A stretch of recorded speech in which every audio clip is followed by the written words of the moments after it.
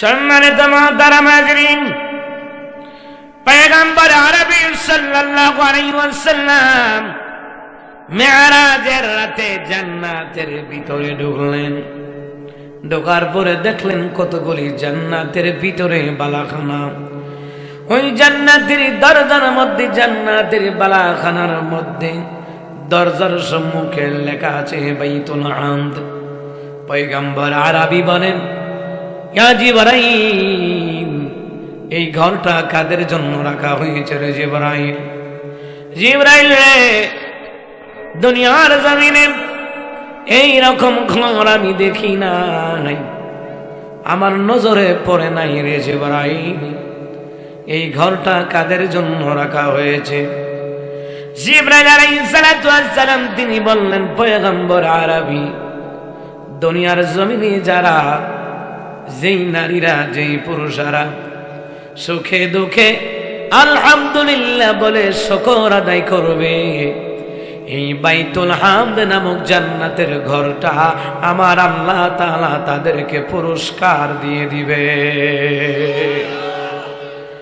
আল্লাহ তাআলা বলেন, বান্দা আমার শুকর করবা, লা ইন শাকারতুম লাযীদান্নাকুম, যেই ব্যক্তি শুকর আদায় করবে তার জন্য নিয়ামত বাড়ায়া দিবেন একজন, তিনি কে?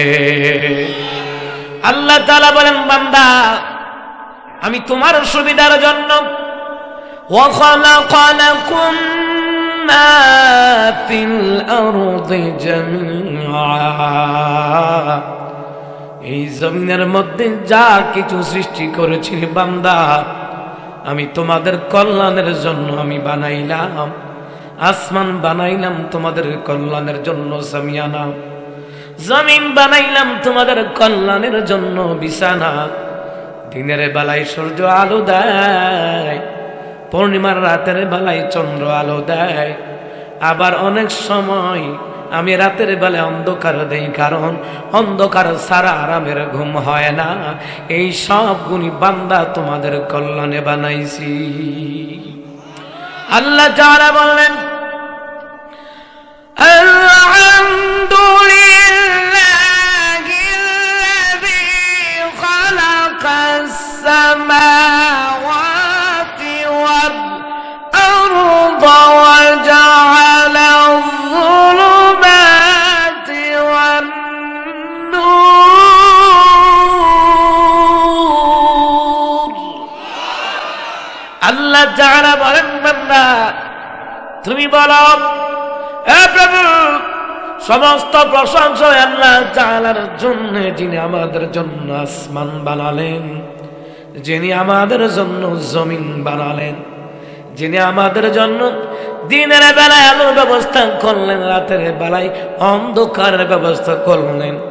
ওই আল্লাহ তাআলার প্রশংসা আদায় করতে বলছেন কে? আল্লাহ তাআলা বলেন, আমার প্রশংসা করবা, আমার শুকর করবা, আমার জন্য নামাজ পড়বা, রোজা রাখবা, হজ করবা, যাকাত দিবা, এমনকি দান সাদাকা করবা, কাউরে মেহমানদারি করবা, আমি আল্লাহর জন্য। সুবহানাল্লাহ বলবেন না? বান্দা কয়, আল্লাহ আপনার জন্য কেন? আল্লাহ তাআলা বলেন, সাব্বাহানিল্লাহি মা ফিস সামাওয়াতি ওয়া মা ফিল আরদ।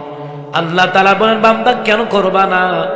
আসমান জমিনের মধ্যে যা কিছু আছে সবগুলি আমি আল্লাহর প্রশংসা করে, আসমান জমিনের মধ্যে যা কিছু আছে সবগুলি আমার নামে তাসবিহ পড়ে। সুবহানাল্লাহ। এই পৃথিবী, ওই নীল আসমান, নদীর কলতান, সবাই গাহে নিরবধি তোমার প্রেমের গান, তোমার প্রেমের গান। সাজ সকালে পাখিরা সব জপে তোমার নাম, ঝরনা ঝরে তোমার নামে নিত বিরাম। সাজ সকালে পাখিরা সব জপে তোমার নাম, ঝরনা ঝরে তোমার নামে নিত বিরাম। সাগর ঢেউয়ের মাঝে শুনি, সাগর ঢেউয়ের মাঝে শুনি, শুনি তোমার গান, শুনি তোমার গান। সুবহানাল্লাহ বলবেন না? ভাইয়ের আমার, বাবার আমার, আসমান জমিনের মধ্যে কিছু আছে সবগুলো আল্লাহর নামে তাসবিহ হবে। এমন কি যখন এই সমাজে, এই পরিবারে, এই দেশে দেখবেন, পৃথিবীর যেই কোনো জায়গায় যান, ও মুসলমান ইমামদারা, বাঘ ভাল্লুক কুকুর বিড়াল যত প্রাণী আছে সবগুলো আমার আল্লাহর নামে তাসবিহ হবে। সুবহানাল্লাহ। বলতে পারেন হুজুর কুকুরও কি আমি আল্লাহর নামে তাসবিহ জপে? আহা, কুকুরও আমার আল্লাহর নামে তাসবিহ হবে।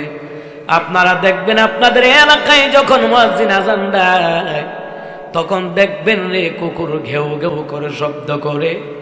আপনারা দেখবেন, আপনারা খেয়াল করবেন, যখন আযান হয়ে যায় তখন কুকুরগুলি শব্দ করে। আমার আল্লাহ কয় কুকুরগুলি শুনতে পারো তোমরা ঘেউ ঘেউ করে, কিন্তু কুকুরগুলি পর্যন্ত আমি আল্লাহরে ডাক দেয়। কেমন করে হাদিস শরীফের বর্ণনায় নবী আলাইহিস সালাম বললেন কুকুরগুলি আযান দেওয়ার পরে যখন চিৎকার দেয়, আযানের বাহিরে অনেক সময় চিৎকার দেয়। তোমরা জানুনি দুইটা কারণে কুকুর চিৎকার দেয়। এক নাম্বার, যখন আযান হয়ে যায় তখন কুকুর ডাক দিয়ে বলে, ও দুনিয়ার নারীরা কাজকর্ম বন্ধ, নামাজের জন্য দাঁড়িয়ে যাও। ও দুনিয়ার পুরুষেরা কাজকর্ম ব্যবসা বাণিজ্য বন্ধ, নামাজের জন্য দাঁড়িয়ে যাও। ও মুসলমান ইমানদারেরা, ওই কুকুর বলে দেখতে পাচ্ছি আযাব আসতেছে, গজব আসতেছে। ওই গজব থেকে বাঁচতে হলে নামাজ ছাড়া উপায় নাই। ওই গজব আযাব থেকে বাঁচতে হলে, করোনার মহামারী থেকে বাঁচতে হলে আমার মাওলার ইবাদত ছাড়া কোনো উপায় নাই। আমার মাওলাকে ডাকা ছাড়া কোনো উপায় নাই। ও মুসলমান ইমানদার, যখন করোনা ভাইরাস দেখা দিল, চীনের মন্ত্রী পর্যন্ত বলতেছে, ও আমাদের দলেরা মুসলমানদের লগে মুশরিক রুখ।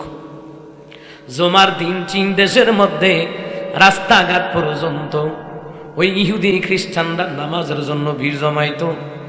চীনের প্রধানমন্ত্রীকে বলল, ও নেতা সাহেব, ওরা মুসলমান আল্লাহর গোলামি করে, আমরা ওদের সাথে যাব কেন? বলতেছে, মুসলমানরা যে আল্লাহর গোলামি করে, মুসলমানদের যদি আল্লাহ বাঁচায়া দেয়, ওই মুসলমানদের লোকে থাকলে আল্লাহ তো গরু বাঁচায়া দিব। আরো জোরে কোন সুবহানাল্লাহ। এই মুসলমান ইমানদাররা,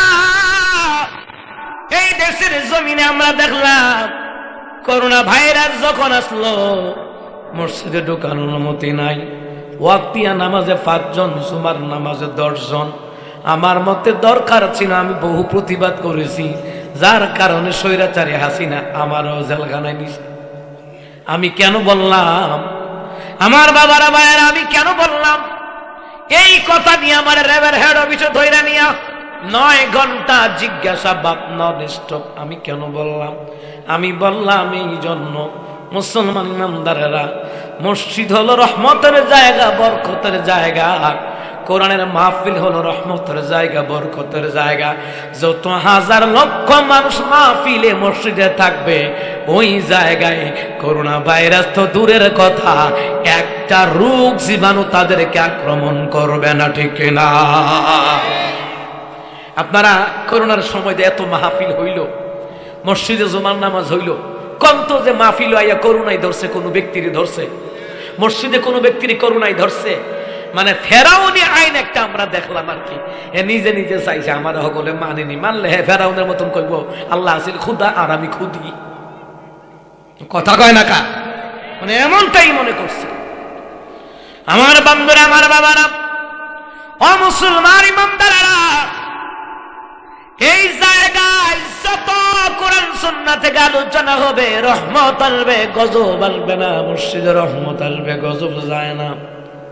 কুকুর গুনে চিৎকার দেয়, কয় নারীরা রে গজব আসতেছে, নামাজে দাঁড়া, গজব আসতেছে, নামাজ পড়ো, দান সাদকা করো। নবী আলাইহিস সালাম বললেন, দান সদকা করলে বালা মুসিবত দূর করে দেয় কে?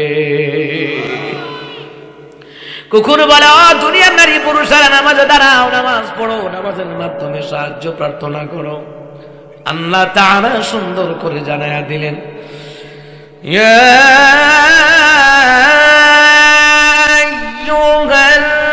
আইয়ুহাল্লাযীনা আমানুস্তাঈনু বিস-সাবরি ওয়াস-সালাহ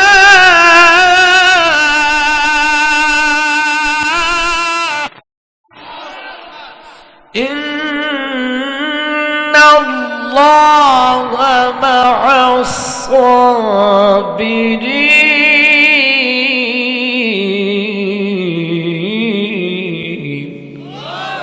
আল্লাহ যারা বলেন, হে বান্দারগণ, তোমরা ধৈর্য নামাজের মাধ্যমে আমি আল্লাহ রাব্বুল আলামিনের কাছে সাহায্য প্রার্থনা করো, নিশ্চয় আমি আল্লাহ তাআলা ধৈর্যশীলদের সাথে আছি।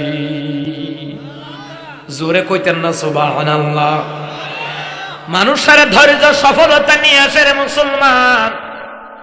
17 বছর ধরিয়া কত অপবাদ সহ্য করেছেন বেগম নেত্রী খালেদা জিয়া, যাকে বারবার স্বৈরাচারী কটাক্ষ করত আর বারবার খারাপ খারাপ কথা বলতো। তিনি অসুস্থতা হওয়ার কারণে তিনাকে বলল মদ খাইয়া লিভার ফুসফুস কিডনি নষ্ট করে ফেলছে বেগম খালেদা জিয়া। এরপরও প্রধানমন্ত্রী ওই যে সাবেক স্বৈরাচারী খনি হাসিনার বিরুদ্ধে একটা কথা তিনি বলেন নাই। এই দেশের মানুষের তিনি বাংলাদেশ ছেড়ে চলে যান, তিনি বললেন বাংলাদেশ ছাড়া আমার ঠিকানা নাই। দেখছেন নি? এই বেগম নেত্রী খালেদা জিয়ার জিন্দিগি পড়ে জীবনে কোনোদিন আলেমদেরকে নিয়ে কটাক্ষ করে নাই, জীবনে কোনোদিন আলেমদের বিরুদ্ধে ইসলামের বিরুদ্ধে কথা বলেন নাই। এই জন্য ওনার জানাজায় লক্ষ কোটি মানুষ হয়েছে, কারণ দুনিয়াতে যারা ইসলামকে আলেমকে ভালোবাসে, আল্লাহ রাসূলকে ভালোবাসে, তাদের জানাজায় লক্ষ কোটি লোক হয়। একজন ভদ্র নেত্রী ওনার এলাকায় কয়দিন আগে প্রোগ্রাম করে আসলাম। ওই এলাকার মানুষগুলি কোনার মতন ভদ্র মানুষ কেউ নাই।